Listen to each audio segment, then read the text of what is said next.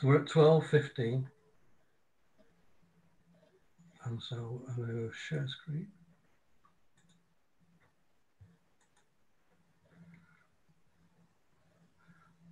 Right, so we're just going to wait for the full attendance. So we'll just give us a few minutes for people to attend.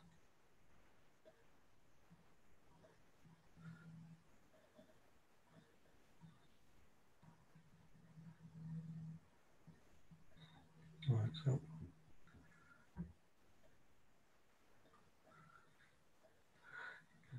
give us a couple more minutes and then we'll make a start.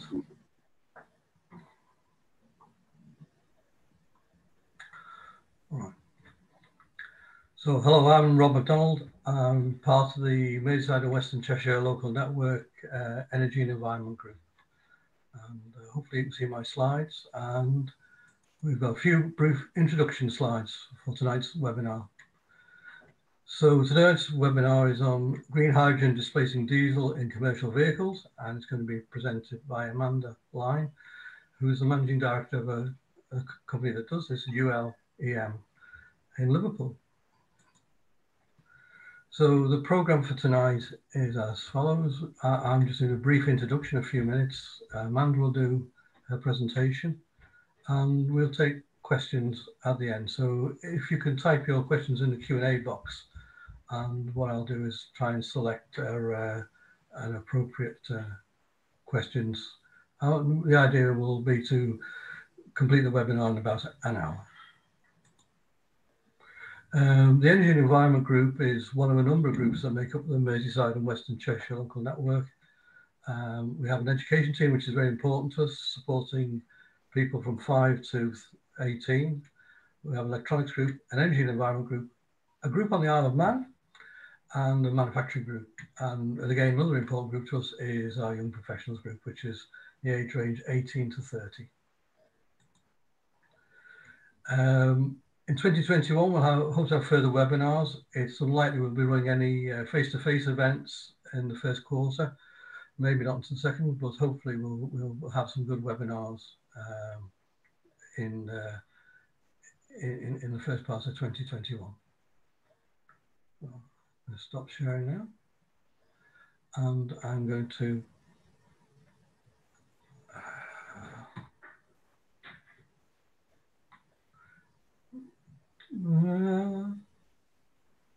want to transfer to Amanda. Okay, I can share, I think. Okay. Amanda, do you want to make a start? Yeah, just let me check. Bob, can you see that okay? Yes, that's fine. Okay, well, thank you very much, and exciting to see so many people attending.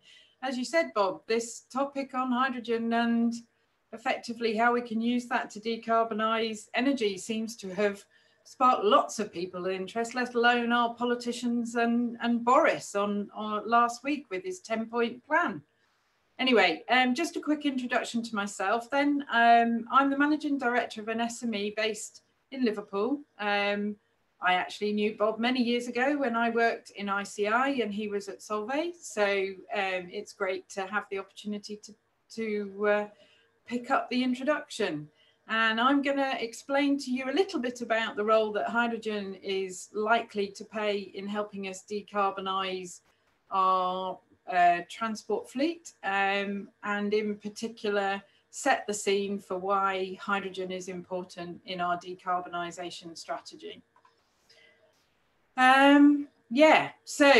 We've been battling. I've been the chair of the Hydrogen and Fuel Cell Association for several years, and we've been trying to get on the map of everybody thinking about the role that hydrogen can play. I'm sure many of the people listening in have a greater understanding actually of the energy value that hydrogen can provide.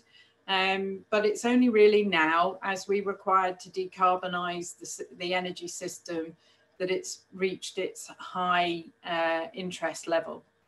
In particular, the role that we expect the hydrogen to play is about delivering net zero. So the real reason in the last few years that it's particularly taken off and people are interested in is if we have to get to net zero, we have to decarbonise nearly everything that we're doing.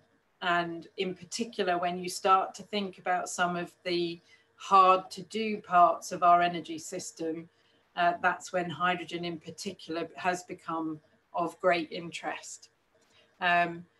What we're talking about here to deliver net zero in our energy is all the energy that we use for electricity. And do you know, we've done quite a good job with that. We've started on the roadmap to renewables with our wind farms and our move away from coal. So for electricity, we're making fairly good progress. When you then start to think about the third of energy that we also then use to heat our homes and to provide industrial heat. And then also we need to think about what we do in transport. And before the transformation process, you can imagine this energy system is a third, a third, and a third. The particular areas when you start to think about what can hydrogen do to help us decarbonise gets highlighted when you really think about how we could use renewables, electricity, but try to store the electricity. And we would all know, and you guys would all know how hard that is. And the truth is, we're not going to be able to do that all with batteries, whether that's in vehicles or otherwise. One of the interesting things that you start to appreciate when you push the system with increased renewables is the minute need to store electricity in short term.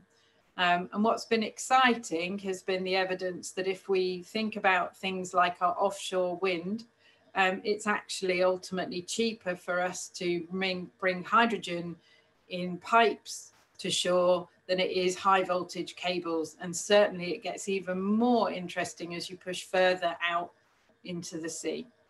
Equally, the times when we have to turn that expensive productivity asset off because we don't actually have electricity demand, whereas we can use that electricity to make hydrogen and store it in the pipework that we already have under the ground in our gas grid. And that's one of the really interesting ways that we can help to contribute to productivity of investment, is using the gas pipes that we already have under the ground. The other area to really think about is how do we do volumes of industrial heat decarbonise, because we need to decarbonise those too, or consider the absolute difference between our energy requirement for heat in the summer and our energy requirement for heat in the winter. And that's where months worth of energy can be stored in things like the salt caverns in Cheshire, or in the northeast, or wherever we have previously stored gas. And that's the opportunity that we have to have a gas store instead of trying to store electricity under the ground, particularly coupled with CCS as well, where we can actually capture the carbon and store it. We will then not be putting greenhouse gases into the atmosphere. But the area that my company is particularly focused in is when we start to think about how we could do long range transport and heavy duty. Transport is now actually the largest contributor of the UK's greenhouse gases. And as this graph on the left hand side shows you how well we've done with the electricity, but the fact is we've done nothing to actually really reduce our transport emissions. And frankly, that's because electric and battery solutions require people to change their behaviours. If we can find a solution that is easy for people to take up, and we propose that hydrogen would do that, then we think the transition can happen quicker. Interestingly, particularly on the right-hand side, recognising if we're actually going to help decarbonise our energy system, realistically, we have 10 or 15 years to make a real significant transformation.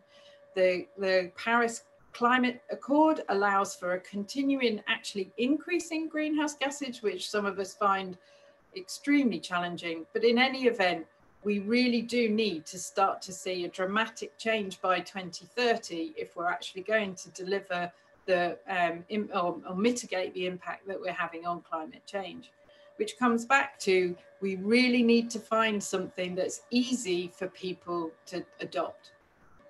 So that's where hydrogen comes in. The reality is that unlike electric transport vehicles where we need to sit and charge for 2 or 3 hours on a full charge, hydrogen provides an opportunity to do a very similar operation than we're used to. And mostly people think about fuel cell hydrogen vehicles, and in front of you are some pictures of some wonderful vehicles, particularly on the right hand side, the Toyota Mirai and the Hyundai Nexi. These are commercially available fuel cell vehicles provided from the OEMs that people can buy. In truth, people would buy more of them if there was more hydrogen infrastructure to refuel. In the UK today, there's probably about 15 hydrogen stations that you might be able to fill up. Most of them are down south.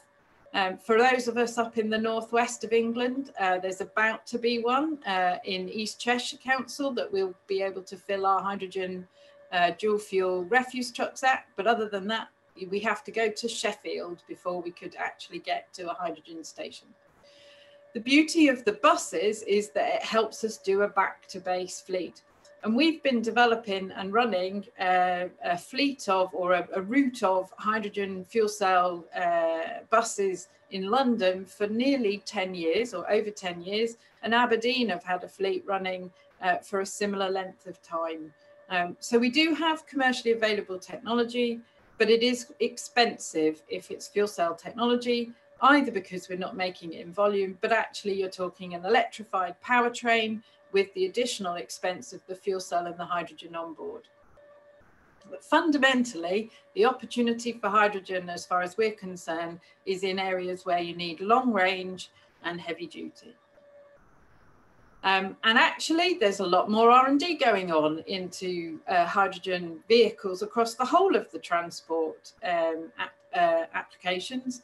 Everything from considering marine, heavy duty vehicles like ambulances that need to be able to, or can't afford to be sitting there waiting to charge, and trains. And there's some really great stuff happening, learning on how we might do passenger trains, self-powered, where we can't afford to put the overhead cables in to run them on electric.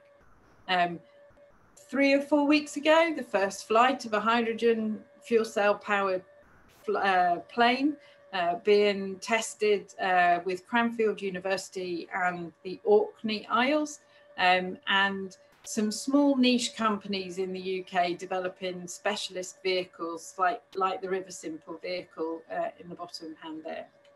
It's all very well and good, but this is R&D. If I'm really honest with you, the fuel cell vehicles, other than the buses and the passenger cars I've shown you, are R&D, and the buses and passenger cars are still very much more expensive than the diesel equivalent.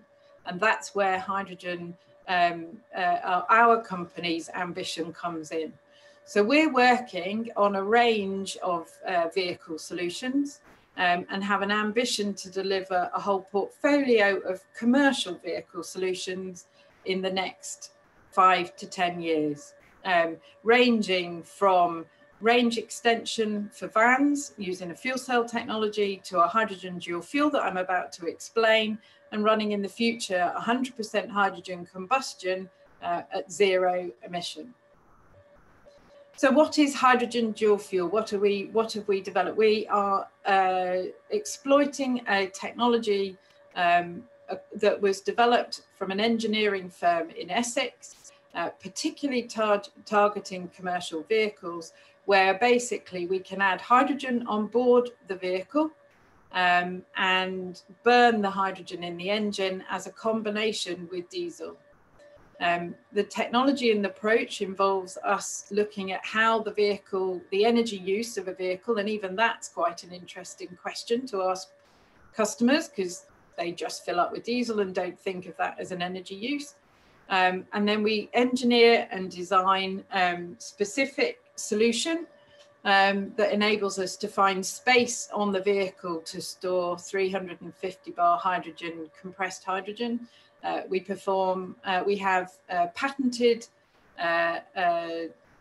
technology that looks at the mix of the hydrogen with diesel, so that you end up with the vehicle performing exactly as the diesel vehicle in a percentage and a controlled amount.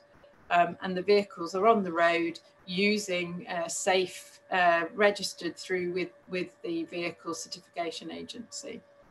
As I said, we're the only company in the world exploiting hydrogen dual fuel today. Research was done in the past that looks at minimal amounts, but our technology has taken all the learning and the previous capability and actually giving a significant percentage reduction. And that's the point. For every kilogram of hydrogen that we can use to displace diesel, we will be saving the equivalent diesel emissions because hydrogen has no carbon. If it's been made from renewables with electricity through electrolysis, then in itself is renewable and very green. And you will be aware that there's an alternative where we can take gas and carbon capture and store the carbon so that the greenhouse gases are contained and stored, and the hydrogen itself again has no CO2 emissions in the tailpipe. Interestingly as well, in our technology, the challenge of burning hydrogen in a combustion engine is to make sure that you don't end up generating NOx. NOx are an air pollutant. We clearly don't have to worry about particulates because there's no carbon in the hydrogen, but we do have to make sure that we optimize that mix to make sure that we don't make NOx emissions any worse than the diesel vehicle that we're fitted to. And as a consequence of our technology, we have a proven, on average, route of generating less NOx than a Euro 6 diesel engine vehicle. And here's the evidence of that. So on this graph, you can see that we've performed some independent tests looking at specific duty cycles, real world duty cycles, taking Euro 6 vehicles that are already very low in air quality emissions. Those are required for the emission zones in London and increasingly across the UK as the best in class technology for diesel, and then making NOx emissions even better. And the real reason why we're doing that is when we blend the hydrogen with the diesel, we use the hydrogen in the combustion map when it will generate less, in fact, almost zero NOx in comparison to diesel. And then as we move up the torque curve, we reduce the amount of hydrogen. So down in low speeds and low torque, we might be using something like 95% of the energy coming from hydrogen. And as we move up to the top of the torque curve, we would be running maybe only 40% of the energy coming from hydrogen. So overall, in an average duty cycle, with our core technology, we can save up to about 40% of the carbon emissions or the energy coming from hydrogen. With more research and on some special vehicles, we've even demonstrated as much as 70% of the energy can come from hydrogen without any change in the performance of the vehicle and also delivering the NOx requirements.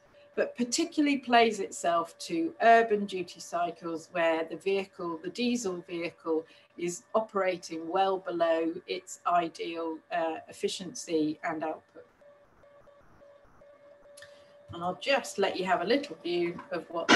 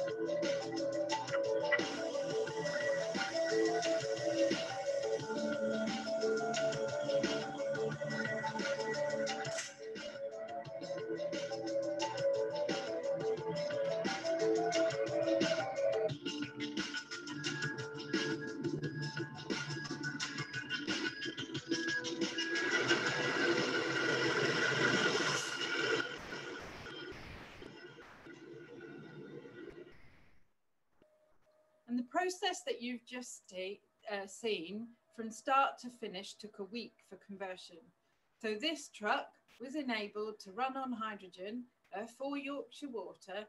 If actually converted it at the beginning of COVID shutdown, was only needed to be off the road for a week to enable it to be hydrogen enabled. The conversion that you've just seen involves installing, as I said before, 350 bar EC79. So this is the standard that's been agreed across the EU for high pressure cylinders and high pressure hydrogen on board vehicles. We modify the air inlet to add gas injectors so that we can actually achieve the mix of the hydrogen into the air. And we use our own engine control ECU system with the calibration settings that enable that mix that I explained that gives the optimization. It also incorporates some rather 2 or 3 layers of safety measures to achieve that. We do a process where we calibrate in order to understand the real world duty cycle and allow for optimization. And as I explained, on average, we can do around up to 40 to 50% of the energy coming from hydrogen with no change to the performance of the vehicle. We supply a vehicle special order so that the vehicle can operate safely on the road. And we provide warranty for the customer because we're doing a post-registration retrofit. And here's some examples of the vehicles that we've done. In fact, that slide is not up to date. It's that nearly 50 will be on the road by the end of this year, ranging from large vans. The transit van on your left had 60% of the energy coming from hydrogen, right through to the refuse trucks that we've deployed up in Scotland. And here's some data. So we've participated in a government supported program so that we have case studies that demonstrate the real world energy saving. And these vehicles are actually all on the road still today, using hydrogen and saving emissions. And the 50 vehicles that I mentioned is we're about to do a fleet of vehicles for Glasgow City Council that will be based on them being gritters in the winter time and food waste collection in the summer. And we're just starting. In fact, we have the first of those coming into the factory next week. We have something like over a dozen vehicles deployed in Aberdeen, ranging from the refuse truck that you can see in front of you to the sweeper that you saw in one of the earlier pictures. These are all been driven in their normal use and normal operation, no special requirements other than the fact that they need to fill up with hydrogen as well as diesel.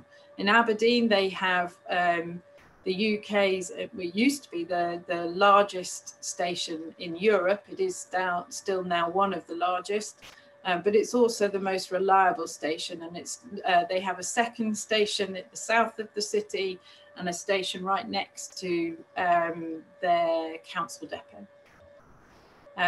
This vehicle is a commercial waste vehicle that operates, it fills up at a hydrogen station at Heathrow. And it collects the commercial waste from the terminals. I guess it hasn't been doing a lot of work since we've been in shutdown, but we were quite excited that a week or 2 ago it did start operating again. And the plan overall would be that the whole of the vehicle fleet can run on hydrogen dual fuel. This particular one is the one that earlier on showed a 73% better NOx performance than the base diesel vehicle. So not only will it be saving carbon, but it's significantly lower NOx, which is something that I think Heathrow Airport will appreciate. So in summary, or to remind, the opportunity for hydrogen dual fuel is that we can take nearly any single existing vehicle. We prefer to do it on Euro 6 on the basis that Euro 6 technology is cleaning up the remainder of the diesel that we're not displacing. and we can incorporate hydrogen storage on board. The amount depends on the nature of the vehicle and the space, and we're using off-the-shelf hydrogen tanks that need to be meeting the standard at 350 bar. The passenger cars are actually installed with 700 bar, so you can imagine some of the challenges of that. But 350 bar gives you sufficient hydrogen for at least daily use on most of the vehicles, or daily fill on most of the vehicles that we're doing. If you can imagine perhaps a port where there's a whole range of different types of vehicles, this is the way that we believe we can unlock and ensure that hydrogen can be manufactured at scale and at a cost that's competitive to diesel, because ultimately that's the critical thing. It's unlike electric, where one or two vehicles can plug in.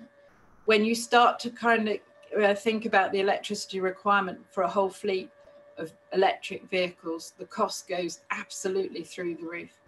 Whereas hydrogen's the other way. If we need to provide enough hydrogen for one or two vehicles as a demo, it works out extremely expensive.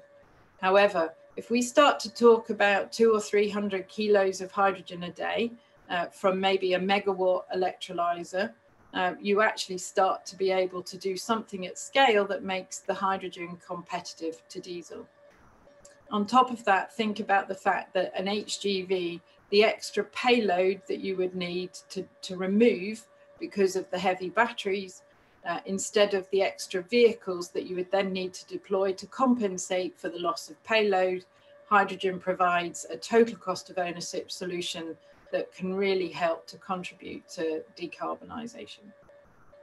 And in our case, instead of ones or twos of the very expensive fuel cell vehicles, the fleet operator can afford to do a whole load, and that enables them to start saving hydrogen now, saving carbon now. So in summary, I've focused very heavily on the work that we're doing in the here and now on the hydrogen dual fuel technology, but we have a mind for what might be possible in the future. And if you actually consider, and I'm sure, again, many of the listeners on the webinar know that if we could burn hydrogen in its appropriate points of the engine, we can get zero emission. Our work is looking at what we need to do to design an engine for hydrogen and therefore have that at zero emission. And we're in that area not the only people doing work. There is work going on in OEMs and one or two specialist companies looking at how you could redesign an engine to make sure that you get the right amount of air to ensure that it burns at zero emissions. And the point of doing that is the fact that it will be cheaper than an electrified fuel cell vehicle. It will be lighter. It doesn't require batteries or the fuel cell itself, and actually uses all of our understanding in combustion technology in the infrastructure that we're doing. So effectively, Bob, that's my contribution. So I'll stop sharing, and maybe we'll be open to questions now, Bob, I guess. Right. Well, we've got so far 34 questions. I don't think we're going to answer 34 questions, but there's a good selection here, and so we'll take about 10 or 15 minutes of questions. I'll read through. There's one more interesting one which I think is one from our past. We could answer this question. What is the largest rated fuel cell currently available in commercial vehicles? Now, I know this is not about using fuel cells, but I know our background is a little bit with fuel cells. So have you got a comment on that, Amanda? Yeah, so there have been, and there are obviously for the buses, those are demonstrated with fairly large fuel cells. I believe they're 70 kilowatt fuel cells.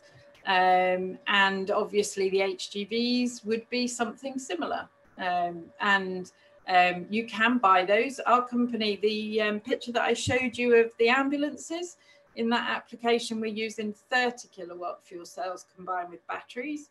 But yes, you can use fuel cells for heavy duty. There are a couple of really high profile examples where Toyota and Honda Hyundai have incorporated them into HGVs.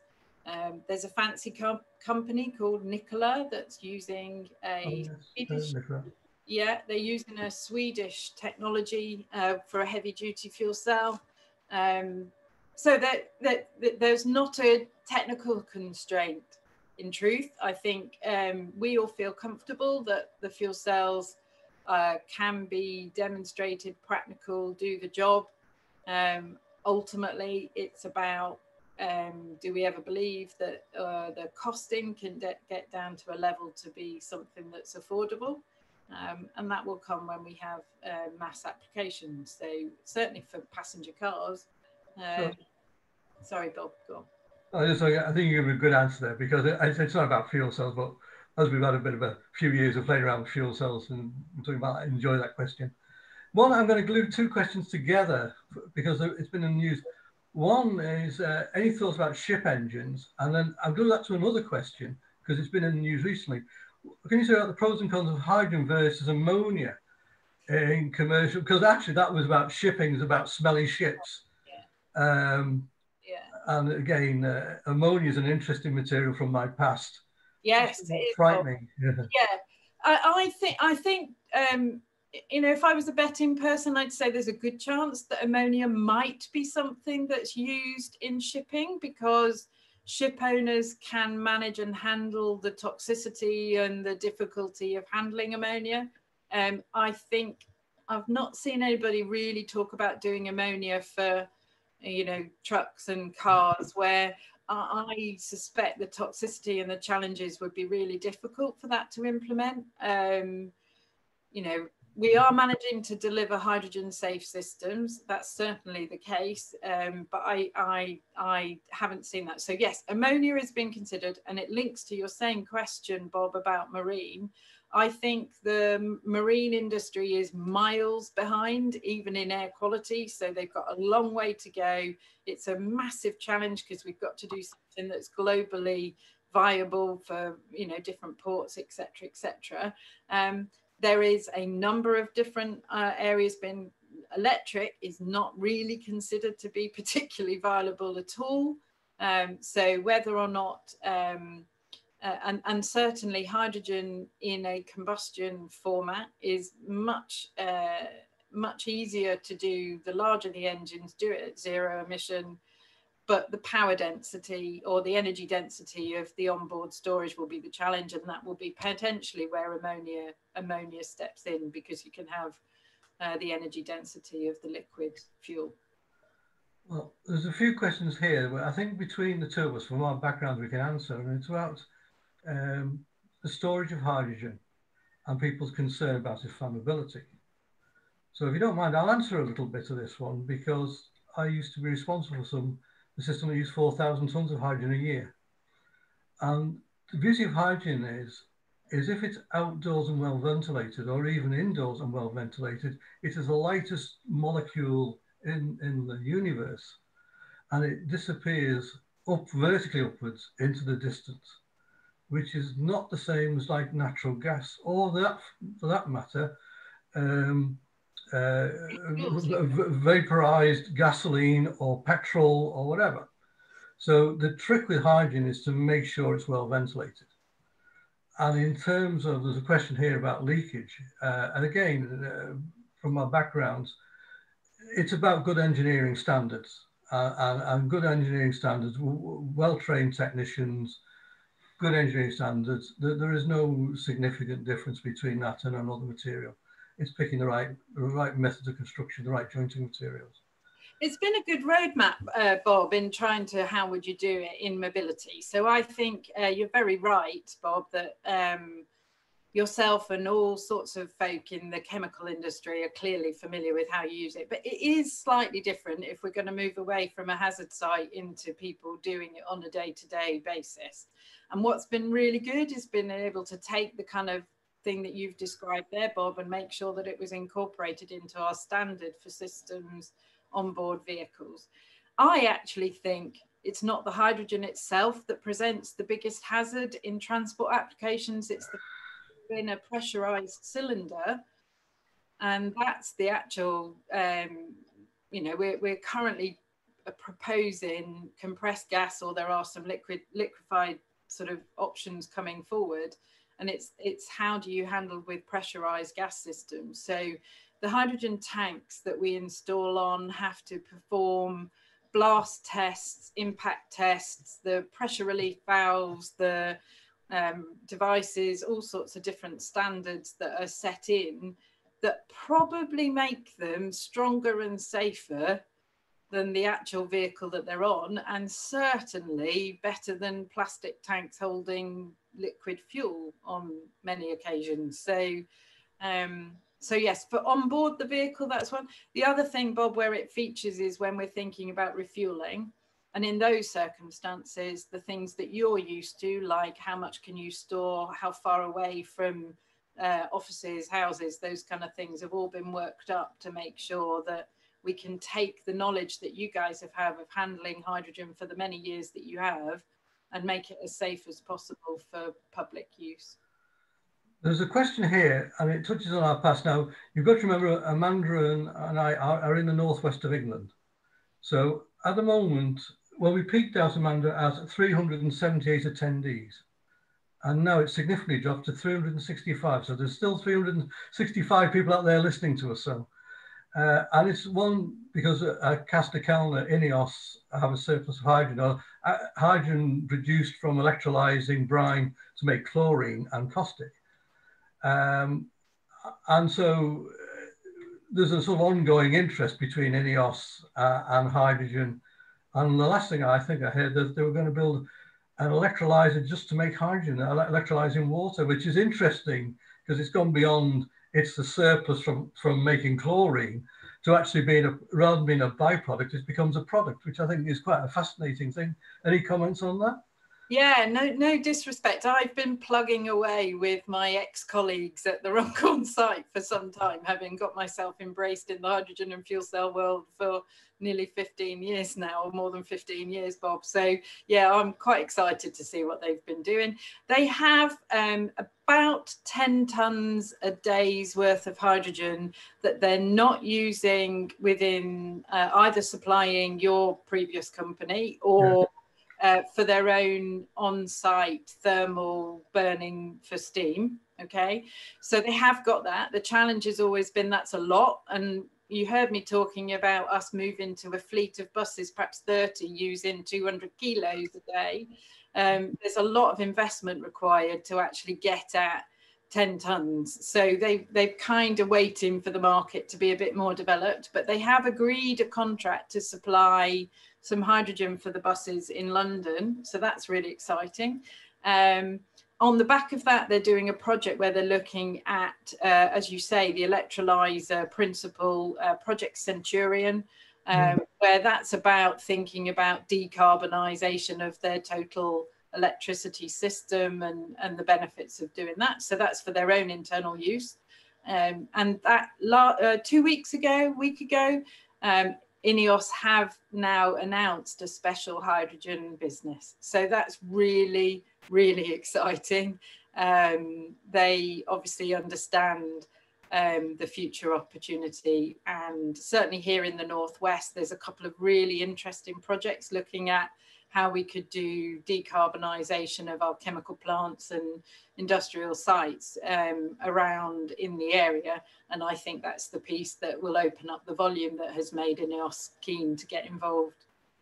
I think for a future webinar, our group will want to on things particularly about hydrogen and the hydrogen network around the banks of the River Mersey from Stanlow heading towards Warrington and so on into St Helens. It's almost a thing in its own right. Have a look, Bob. There's Cadent have led a project. So the gas network suppliers have led a project called HyNet. So everybody listening, if you want to understand what they're doing to do what you've just talked about, Bob, then that's what they're working on, a project called HyNet. In theory, they could be building 100% hydrogen pipeline to supply some of the industrial users in the Northwest by 2025. And that would be based on taking gas, capturing it, putting the CO2 offshore in the Enichem fields that have been left offshore in the Mersey Bay, and then supplying hydrogen to industrial uses. I presume Solvay are included in some of that. So there's a question here from one of my colleagues, so I feel obliged we should give this a run from my friend Godfrey, and he asked about using the natural gas infrastructure for hydrogen storage. And this is what I understand, that what's likely to happen there and being trialled is blending a percentage of hydrogen into the national gas network or part of it. And if you keep the percentage, say, below 30%, there's no impact on the burner system, and the end user wouldn't be aware that the hydrogen was in the natural gas system. So that's likely to be the way forward for that. It's not that far away. So there's a project being done at Keele University, or a university campus area called High Deploy, where they're looking to provide the evidence to help the regulator understand what percentage we can put in. Now, you will remember, Bob, that we used to have town gas that was 50% hydrogen, albeit coal gas that was pretty nasty on the other side. So there are enough people around at the moment that are describing the fact that the things that you've just said, that and actually, more importantly, in the last sort of 5 or 10 years, we've been replacing all the metal pipes in our gas system with plastic pipes, and the plastic pipes are compatible with hydrogen. So there's a couple of areas where the system needs to be tested. Can we make sure we do it? We can blend hydrogen up to a certain percent, and that helps deliver the energy storage piece. But actually, the projects that HyNat, and there's also a project called H21 that looked across the northeast, which is actually more about really converting to 100% hydrogen in the grid, where we can actually have the hydrogen stored underground in that way. I know that's drifting away from your your vehicles, but it's a common theme, I think, and our backgrounds. There's one here which I think is an interesting question, because I think the way you've answered it, but it says, what is the weight and power penalty for a transit sprinter installation? How much extra weight and how much power reduction? So that really is the heart of your business, you know, the Amazon delivery truck, isn't it? Yeah, so when we do our hydrogen dual fuel, we mix it so that actually the performance is exactly the same. So we can take the diesel engine and we use the mix of hydrogen and diesel to ensure that the power output and performance is exactly, the drivers don't notice any different, okay? The extra weight is only the extra weight for the cylinders and tanks. So in the case of a refuse truck, it's probably a couple of 100 kilos extra payload. On the transit vans, it's about 150 or something like that. So, you know, you do add a little bit of weight and it does impact on that. There are some opportunities to look at weight derogation that would make that less than, but that's the thing. If you took 100% hydrogen engine and you designed it for zero emission and hydrogen, you would deliver the performance. But if we took a gasoline engine that was designed for petrol, then you normally find that you would have a lower performance if you want to make it zero emission. So we've done a project, we've taken the big Volvo FH16 700, 800 brake horsepower engine, and to make that zero emission, it's about half the energy power output. So it brings it around to about 380 brake horsepower to make it zero emission. But that's because we're using a diesel engine that was designed for diesel, not an engine that was designed for hydrogen. So if I go back to my days at college, tucked away in the corner of the workshop, we had a gas engine that burnt natural gas. And we did little trials on it and experiments and things. Presumably, if you said, we're going to build an engine for hydrogen, not convert a diesel engine for hydrogen, you say that, you know, the fuel is hydrogen, then you would come up with a solution like the gas engine in the college. It would be designed for that fuel, not trying to morph another fuel into a liquid fuel engine in essence. Yeah, what you want with a hydrogen engine is you need lots of air so that you get the right, you can run at lambda, you know, high lambdas, as long as you can control that engine at a lean burn, then that's what you're trying to do.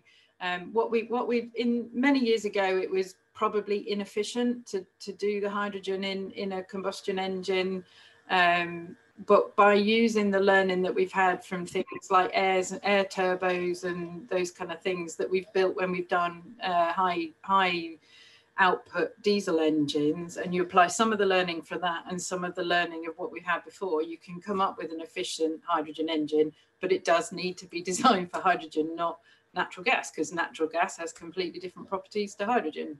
So there's one here, because I would like to sort of get back to sort of questions that are into your company business, and it's so, because you probably have to answer this question for your customers. How many of your company fleet installations to date or planned achieve the same scale, sufficient scale to reach cost parity in operation with the same vehicle running on diesel? So, you know, it might be greener, but it's costing us a fortune. That seems to be the... No, if you that's what I said. If you can get a back to base refueler doing around 200 to 300 kilos a day, then you can be at parity to diesel, because you're spreading the capital over that volume. Okay, that's about a fleet on our dual fuel, so only a percentage of their power coming from hydrogen. That's about 30 vehicles at a site, maybe a little bit more, depends what they're doing as their daily mileage. And many refuse truck collection locations will use that. Many buses have that. Westminster City Council operate 80 refuse trucks to do their area of service. So you can see how you could, but you do need to consolidate, and that's the beauty of doing the HGVs that we do, because we're providing a higher energy use. A passenger car, you'd need a lot of passenger cars to make that kind of volume sensible and flowing through, filling up. But if we can do the back to base thing, we can do it cost effective to diesel.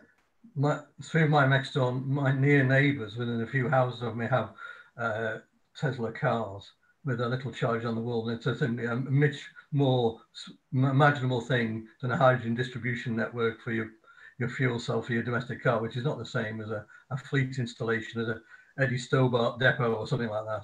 No, I mean, I drive an electric car, Bob, and I really love it. One of the real benefits is not having to go to a petrol station. However, in my street, we did some work. There's me and another family have got they only need the third one, and the local network would go down, and we've got to upgrade all the network to cope with all three at the same time. So that's a whole series of another story about why we all believe. We have a man who's an expert on that very, very topic. I think looking at the questions, we pretty well covered them all. There's 70 questions there, but I think there's a time of exhaustion set, and I think you've done a brilliant job. There's just one I'm going to take on, and because it's one of the past, and it's about the Hindenburg. Because the beauty of the Hindenburg, I'll answer this question, is the Hindenburg used the lightest gas in the universe, hydrogen, so it produced the maximum buoyancy. And they replaced it with helium, which is a noble gas that is not flammable.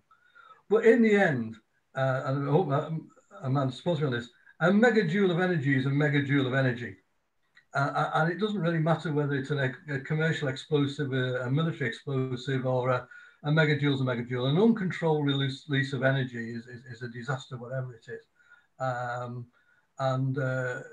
So providing it's properly managed, hydrogen has no particular more risk. You cannot compare what they did in airships, hydrogen moving to helium. It's not the same thing. You'd say what's equivalent to fill the Hindenburg full of natural gas or ammonia, which is I've seen some lethal explosions caused by ammonia. So it's not that story is, you've got to compare the energy system. We find the BBC asked the question about the Hindenburg, but most of other people don't ask that anymore, actually, because they don't remember it and they don't know the story. So that's quite. But you would know, Bob, that I think the way we answer that is the fact that what you've got to do with hydrogen is you need to contain it to be able to get to an ignition point, right? And containing hydrogen is actually quite a difficult thing to do, because you explained as soon as it leaks, it goes out and then it's dissipated. So we did a calculation on our own system where if we, the high pressure system will all close down, so that you're unlikely to get a leak in the high pressure system. It's more likely to come from the low pressure part, where we take it from the tanks into the engine. And we calculated it was about 8 peanuts worth of energy that would be in that leak system. So if it does come out, because there might be an uncontrolled leak, the amount of hydrogen that we would be leaking in those circumstances is tiny. Come back to the tanks. Okay, so the tanks have to have a pressure relief valve that goes off at a temperature and will fully dissipate. And the work we've done with the things like the fire brigade have showed that that's probably going to release the hydrogen before the fire brigade even get there. So, you know, those are the kind of things that are helping us to believe that, you know, giving yourself and colleagues and years of experience, we think we can do hydrogen. And the Hindenburg is irrelevant. And from what my technical director often points out was the fire wasn't the hydrogen. The fire was the you know, the container that they had around it and the fabric and the, you know, the conditioning of that, rather than the actual hydrogen itself anyway, despite the fact that everybody associates that with a hydrogen accident. There was a couple of questions, Bob. I saw one, they were talking about nuclear. Yes, you know, the point of hydrogen is we can make hydrogen from so many different places that it would really help, you know, the energy system. And that could include, you know, baseload nuclear providing.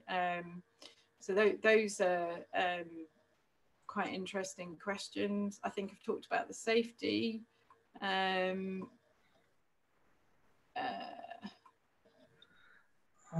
think I've done a few things. I'm not quite sure how to do this, but I think what we should do, Amanda, is say thank you.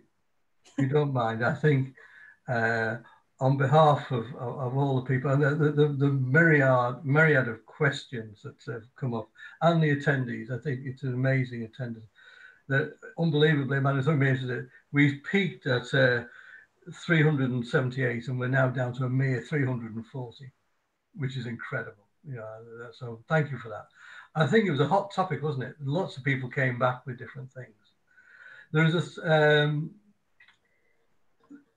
on my slides, I think you find, or people have got my email address. If you actually want a CPD certificate for tonight, if you send me an email, I'll send you the link to how to get a CPD certificate. I know especially people are in the early parts of their careers are keen to build up their professional records, and that's great.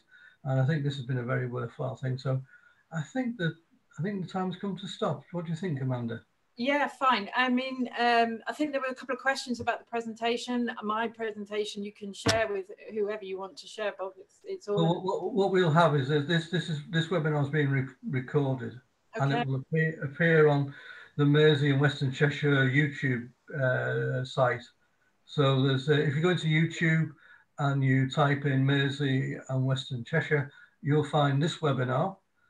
You'll find 4 others, including one on biomedical engineering, which is quite interesting. And in a few days' time, there'll be another one on a lady who's an expert rocket scientist. So our young professionals are doing. So have a look at our YouTube channel. It's a new thing for us, and our recordings are there. And I think that's it. Should we stop with that, friends? I think that's a good time to stop. Have a good evening, everyone. Enjoy your evening. Right, so thank you, Amanda. Bye. Bye. Bye.